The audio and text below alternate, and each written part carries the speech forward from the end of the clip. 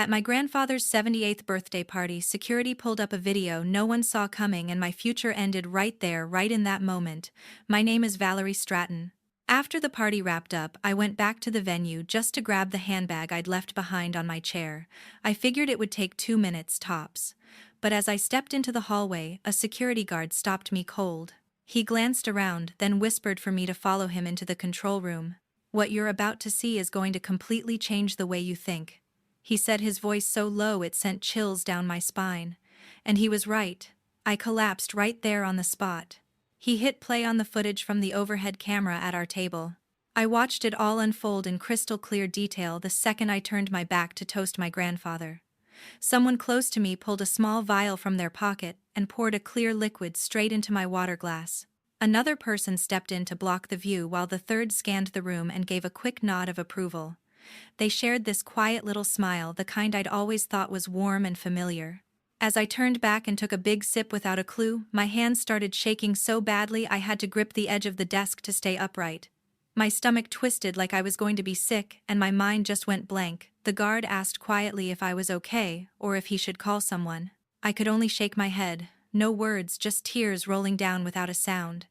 The people closest to me in the world had done this right in front of everyone, and I'd drunk it like it was nothing. Where in the world are you hearing this story from?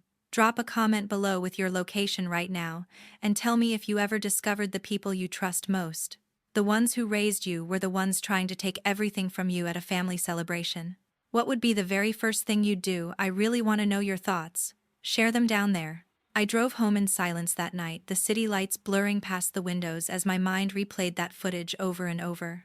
By the time I pulled into the driveway of our family estate on the outskirts of Chicago, my hands were still gripping the steering wheel too tightly. I headed straight to my private office on the second floor, the one room in the house that had always felt like mine alone, and sank into the leather chair behind the desk. Sitting there, in the dim glow of the desk lamp, I let myself think back to how deeply I'd poured everything into Stratton Real Estate Group over the years. Grandpa Harold had started trusting me with major responsibilities right around the time I turned 30, handing me projects that no one else in the family dared touch. I remembered one deal in particular from 5 years ago. A prime downtown parcel that was tangled in a bad old contract threatening to cost us $20 million outright. I flew out to negotiate face-to-face with the sellers, worked through nights reviewing every clause and turned it around single-handedly. When it closed, Grandpa pulled me aside in front of the entire executive board, slapped me on the back, and said loud enough for everyone to hear that I was the only one with the vision to see things through. It felt like real recognition, the kind that made all the long hours worth it. But my parents and Grant were always there on the sidelines, offering those polite smiles before steering the conversation elsewhere. Dad would say something like, "Valerie did a solid job on that one, but leading long-term as a woman in this industry, it's tough, you know." Mom would chime in smoothly. "Grant's picking things up quickly. He'll be ready to step in and help steady everything." And Grant himself would just nod along, rarely diving into the actual work, yet my parents defended him every time Grandpa pressed for updates on his contributions. I'd brush it off as them trying to keep things fair between siblings, making sure no one felt left out. Looking back now, though, it hits different. It was this slow erasure of what I'd built, treating my successes like temporary fixes because in their eyes a daughter couldn't possibly hold the res permanently. I leaned back in the chair, staring at the framed photos on the wall, me shaking hands at closing ceremonies. Grandpa and I reviewing blueprints late into the evening. Those moments had felt solid, unbreakable. Yet the way my family downplayed them, always redirecting praise towards some vague future where Grant would take over naturally, started to make sense in a twisted way. They'd positioned me as the capable interim leader, the one who fixed problems until the real heir, the son, was prepared. All those board meetings where I'd presented growth strategies that doubled our portfolio value in certain sectors, and the response was mild approval followed by comments about how exhausting it must be for me. I had proven myself with hard numbers, revenue spikes under my oversight, risks averted that saved millions more than just that one deal. Properties we'd acquired turned profitable faster because of decisions I pushed through, despite pushback, but none of it seemed to stick with them. It was always framed as helpful support rather than true leadership capability. The more I thought about it, the clearer the pattern became. family dinners where Grandpa would boast about my latest win only for Mom to pivot to Grant's golf game or some casual networking he'd done. Dad nodding along, reinforcing that the business needed someone who could commit without the added pressures women face. Even Brooke, Grant's wife, would add little remarks about how nice it would be when things settled and everyone could relax more. I'd laugh it off, tell myself it was old-fashioned thinking that would fade with time. After all, Grandpa saw my worth. He'd said it outright multiple times. But now, alone in that office, the doubt crept in deeper than ever. If they truly believed I was only a stopgap because of my gender, what else were they capable of to make their version of the future happen? I stood up and paced the room, stopping at the window overlooking the manicured grounds. The estate had been in the family for generations, a symbol of everything we'd built in Chicago's competitive real estate world. I'd fought to expand it responsibly, focusing on sustainable developments that aligned with modern demands. Those efforts had paid off in ways the numbers couldn't fully capture, reputation boosts that opened doors to partnerships others in the industry envied. Yet here I was questioning if my own blood saw any of it as permanent. The betrayal from that footage wasn't just the act itself. It was the realization that my contributions had been undermined, all along dismissed before I even knew there was a fight. By the time I finally turned off the light and headed to bed, exhaustion mixed with a cold resolve. Whatever came next, I couldn't let them rewrite my role in this legacy any longer. A couple of days later, I decided to act, refusing to let the shock paralyze me any longer.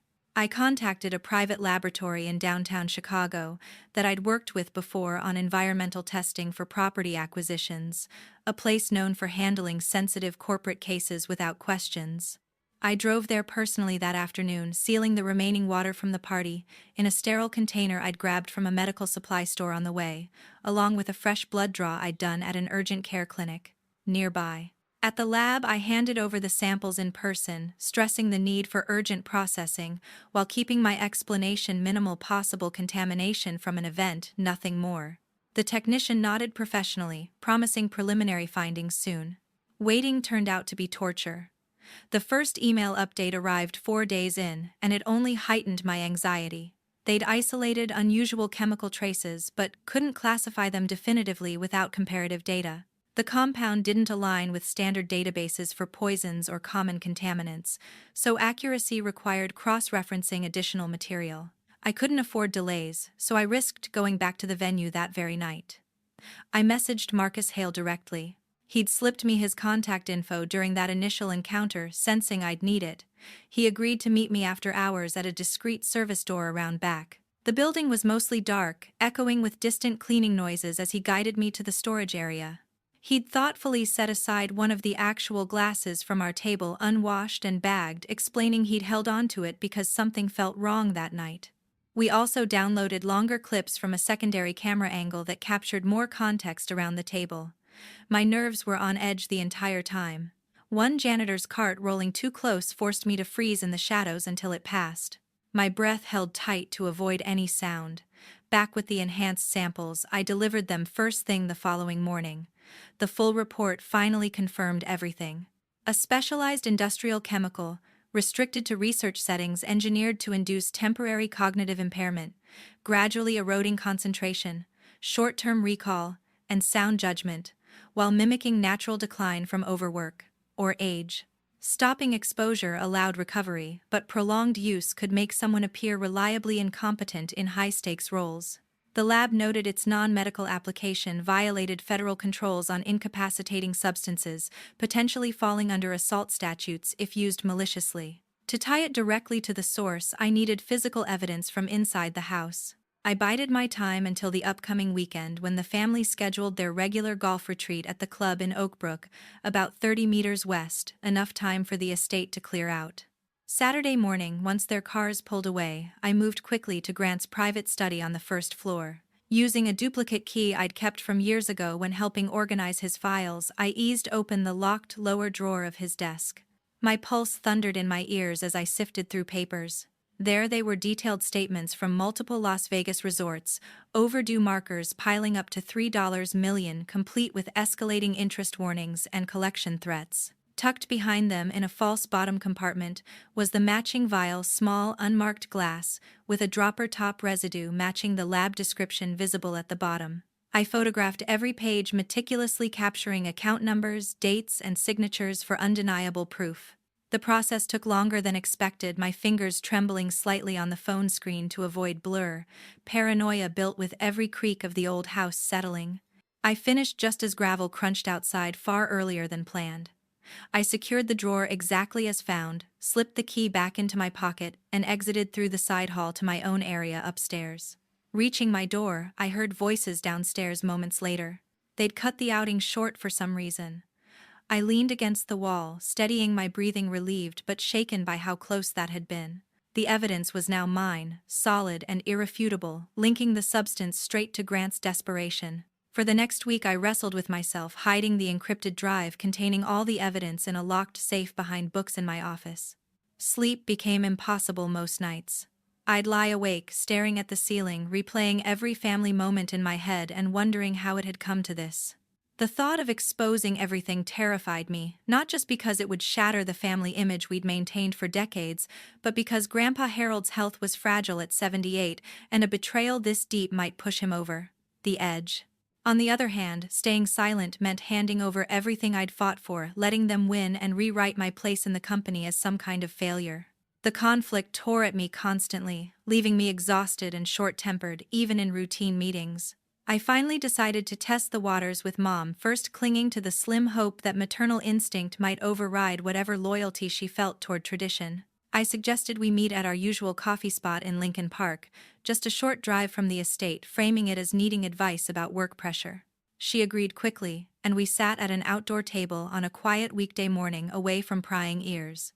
I started gently mentioning how off I'd been feeling lately, and asking if she'd noticed anything different about me. Then I eased into saying I suspected someone close didn't want me leading the company anymore. Mom looked at me for a long moment over her cup, her expression softening at first like she might open up. She sighed and set the cup down. "Valerie, you're a woman running a major operation like this. It's demanding in ways that wear people down over time. Grandpa will come around eventually. Putting Grant in charge is better for the long-term stability of the family." I felt my stomach drop, but I pressed anyway. "Do you really think I'm not strong enough after everything I've proven?" She gave a sad smile, reaching across to pat my hand briefly. "It's not about strength, sweetheart. Our family has always passed the leadership to sons. It's how things have stayed strong through generations." She didn't admit anything outright, didn't even blink when I hinted at foul play, but her eyes darted away when I held her gaze too long. The avoidance was clear as day. She was protecting the plan, choosing the so-called legacy over her own daughter. The conversation ended politely enough. We talked about superficial things like the weather and upcoming events. But inside I was reeling. Driving back the city, traffic blurred around me as the weight settled in. Mom had made her choice and it wasn't me. That afternoon I walked through the estate gardens alone, trying to process the confirmation that blood ties weren't enough to guarantee loyalty. I'd always assumed her support was genuine, even when it came with those subtle qualifications about gender roles in business. Now, every past comment replayed with new meaning, how she'd praise my deals but always follow with concerns about burnout, or suggest I needed more balance that coincidentally aligned with stepping aside. The pain wasn't just anger.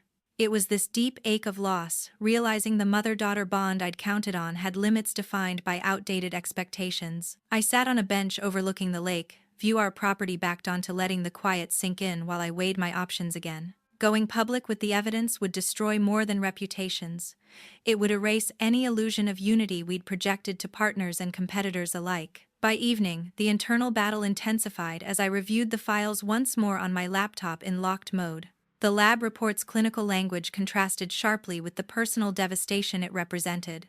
I thought about Grandpa, how he'd built the firm from scratch after moving to Chicago in his 20s, fighting through economic downturns that sank other developers. He'd chosen me because he saw the same drive in me, not because of gender but despite the industry's biases. Letting this scheme succeed would betray that trust more than anything. Yet confronting it meant accepting that my parents valued an abstract tradition over their child's well-being and achievements. The nights blurred together that week. Meals skipped, conversations with staff kept minimal to hide my distraction. I caught myself second-guessing every interaction, wondering if Brooke knew too or if Grant had confided in others. The turning point came midweek when I overheard a phone call drifting from Dad's study, something about finalizing details with Victor before the announcement party. It wasn't enough to record clearly, but the tone confirmed they were moving forward confidently, assuming my decline would seal the deal. That snippet hardened something inside me. The doubt lingered. The hurt didn't vanish, but the fear of loss shifted. Losing the company I'd helped shape would hurt, but losing myself to their manipulation would be worse.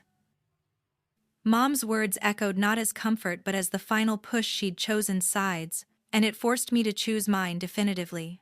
With the inheritance party only weeks away, I realized I couldn't handle this alone and contacted Thomas Whitaker, Grandpa's oldest friend and the one person who'd been there since the company's founding days. I met him in his private office after business hours, a quiet space filled with old blueprints and photos from their early projects.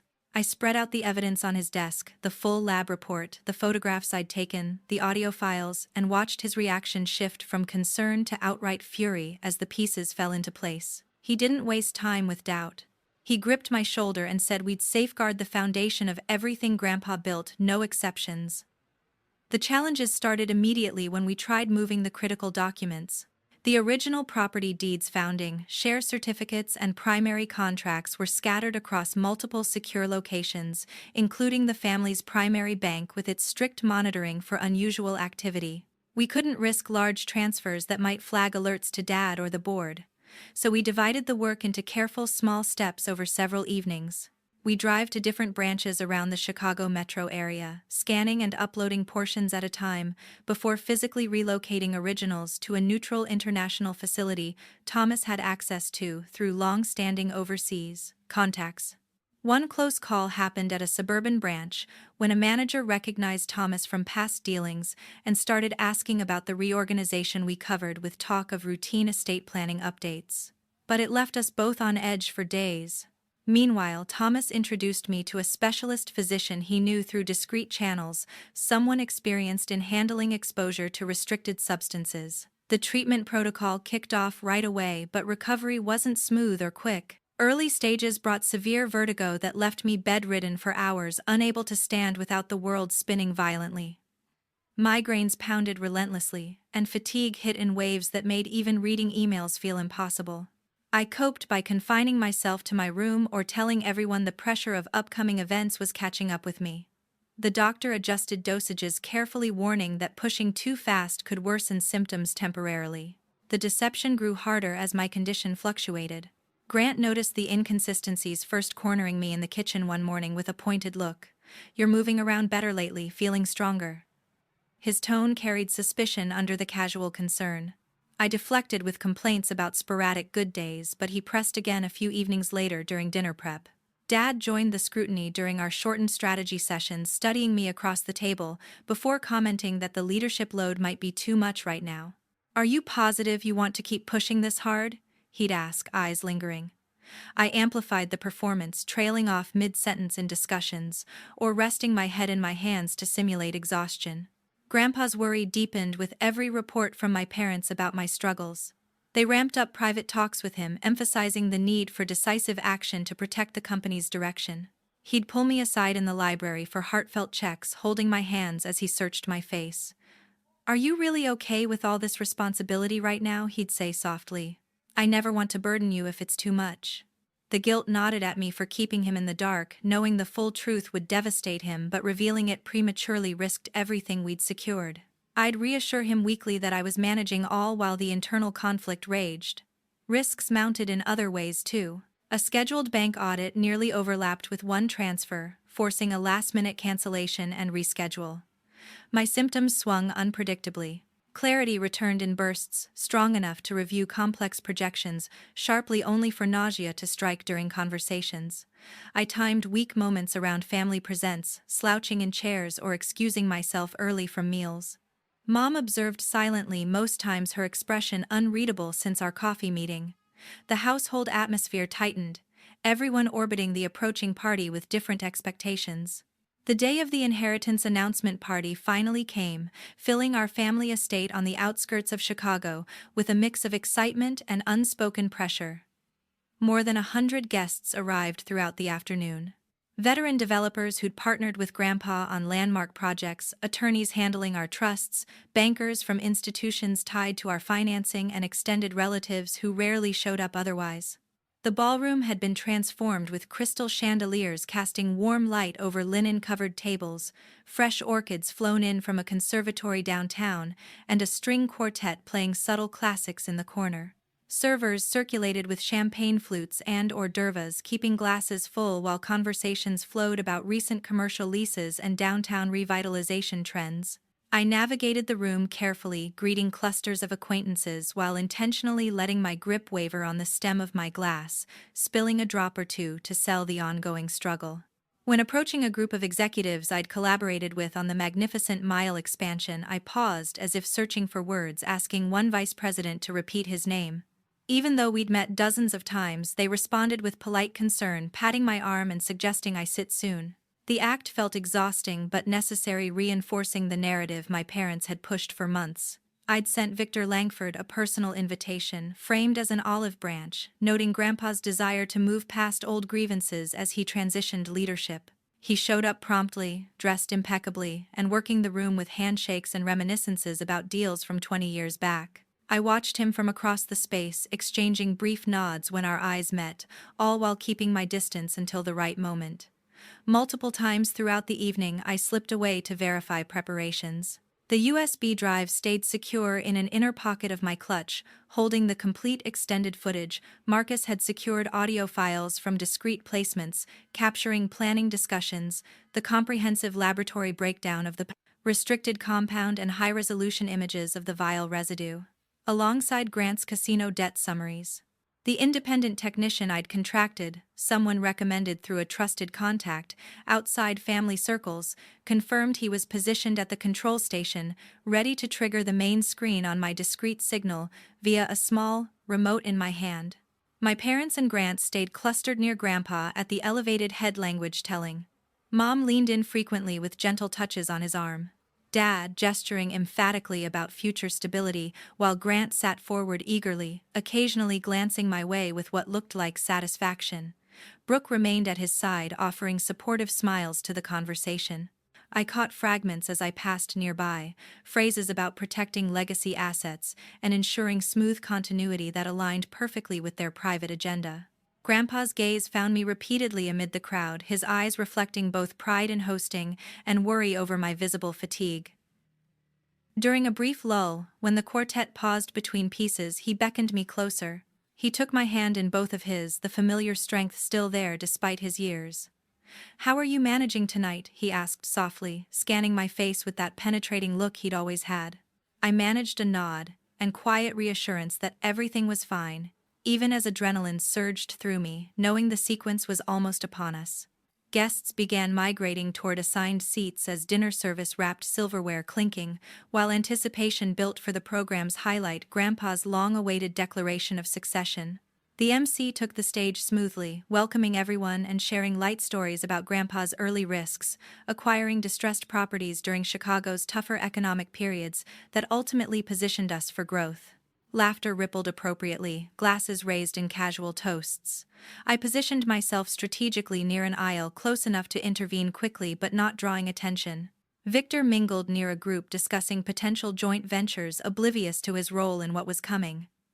The room's energy shifted as dessert plates cleared, conversations lowering in volume while all eyes turned forward. Grandpa rose slowly to warm applause, adjusting the microphone with steady hands before beginning. He spoke of gratitude for partnerships spanning decades, crediting specific individuals in the audience for contributions that shaped Stratton Real Estate Group into its current standing.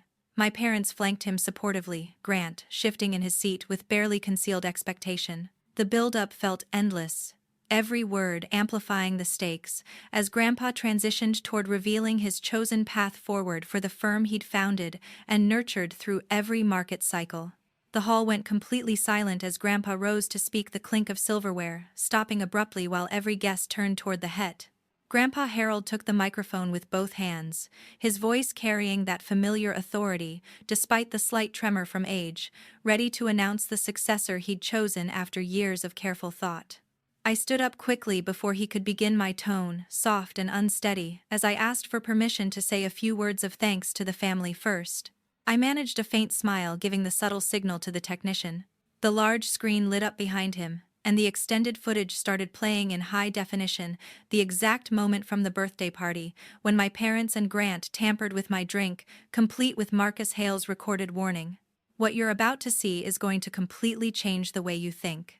The room froze as the clip showed Dad keeping watch, Mom blocking the view, and Grant carefully adding the substance from the vial.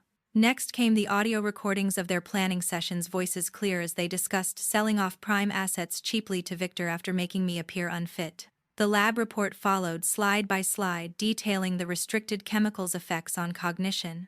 Then, the photographs of the remaining vial, and Grant's $3 million in gambling debts with overdue notices. Absolute silence stretched for what felt like minutes, the kind where no one dared breathe. Grandpa stared at the screen, then turned slowly to my parents and Grant, his face draining of color. He asked only one thing, voice rough and broken. "Is this true?" No one answered. Mom bowed her head, avoiding his eyes. Dad stammered something incoherent about misunderstandings. Grant went pale, mouth opening and closing without sound. The guests shifted uncomfortably, whispers starting in the back rows as realization spread.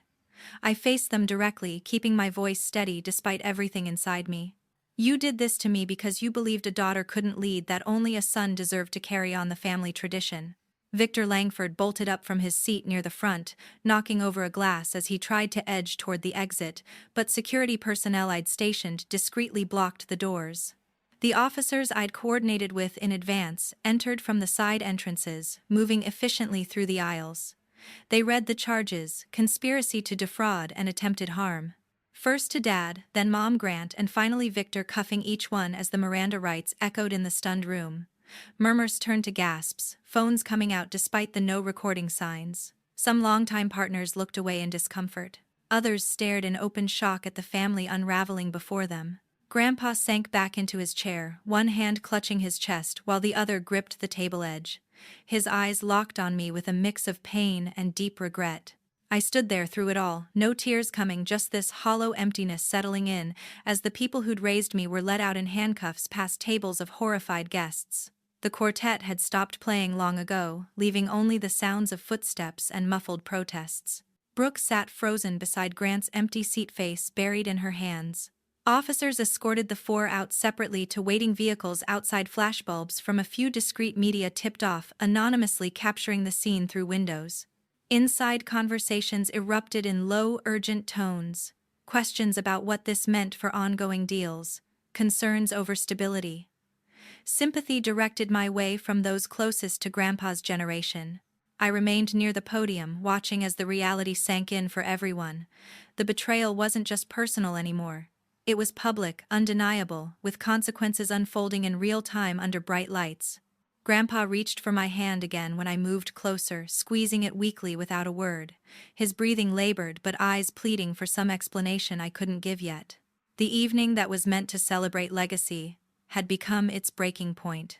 Alliances shifting in whispers around us as the full weight of the evidence hung in the air like smoke. Staff began clearing plates, quietly sensing the event was over in every way that mattered. Partners approached hesitantly to offer support or ask discreet questions about next steps, but I deflected gently, focusing on Grandpa's needs first. The drive home later would be quiet, the estate feeling larger and colder than ever. But in that moment, standing amid the fallout, the emptiness gave way to a strange clarity. I'd protected what truly mattered, even if it cost everything else. 10 months later, the dust had settled, leaving the legal outcomes clear and final from the federal court in Chicago. Douglas and Eleanor each received 8-year sentences for conspiracy to defraud and attempted harm, the judge citing the calculated nature of their actions over months. Grant drew 10 years, the additional time coming from his direct role in administering the substance, plus separate financial fraud charges tied to concealing the gambling debts. Victor Langford's company collapsed under the weight of the investigation. Shareholders pulled out contracts, canceled, and regulators shut it down permanently after uncovering related unethical practices. Grandpa Harold made it through the immediate aftermath, though the shock took a visible toll on his strength at 78. He spent weeks quieter than I'd ever seen him, attending follow-up medical checks regularly, but he refused to stay away from the office entirely.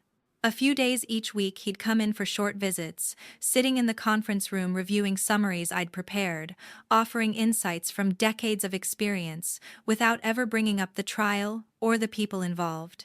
He and I developed a new routine: quiet mornings going over expansion proposals, his presence a steady reminder of why the company had endured.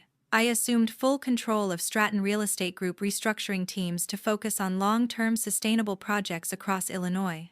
We closed several major deals for eco-friendly commercial developments in suburban areas like Neepville and Schaumburg, bringing in revenue growth that outpaced previous years significantly.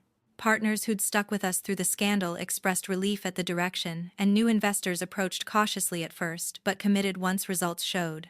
Daily operations ran smoother without the underlying tensions that had built for so long. Every morning I walked into the main boardroom on the top floor of our downtown headquarters, pausing to adjust the framed photographs on the credenza. I'd added a large print of Grandpa in his 40 seconds, standing proudly on the site of his first major acquisition of vacant lot in the Loop that became our flagship property. Next to it hung the shot from 5 years earlier, of me signing the turnaround agreement that saved us $20 million. Those two images side by side captured the real continuity of the firm. I removed every other family photo that included Douglas, Eleanor, or Grant, replacing them with team achievements and project renderings instead. Brooke finalized the divorce quickly after the arrests and moved out of state, cutting ties completely as far as anyone knew. The estate felt different without the constant comings and goings. I'd grown up with quieter hallways and fewer voices at dinner when Grandpa joined me. We adapted to the new normal, focusing conversations on market trends or upcoming zoning hearings rather than the past. Staff adjusted to loyalty, shifting firmly to the leadership that had steered us through crisis. Looking back on it all now, the experience taught me something fundamental about what holds a legacy together. Blood relations don't guarantee shared values or trust. Sometimes they mask the opposite. True inheritance isn't automatic through birth order or gender. It's earned through integrity, hard work, and choices made when no one is watching. Grandpa and I rebuilt stronger because we prioritized those principles over sentiment. The company thrives today, not despite what happened, but because we refused to let betrayal define its future. Family in the end is who shows up with honesty and commitment.